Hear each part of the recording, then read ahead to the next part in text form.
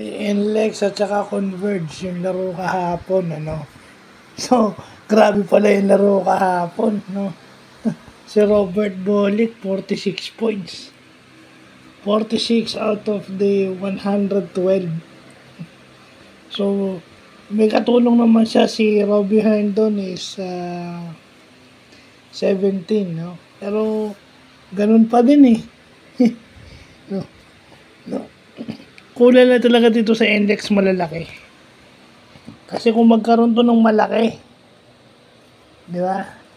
Kasi may Kevin Alas pa silang inaantay eh. So, magkaroon lang to ng malaki, okay na to. Kasi si Michael Miranda lang ang ano nito eh, ang lehitimong sentro nito. Pero, makikita mo gano'n ka rin si Berto Bolick eh.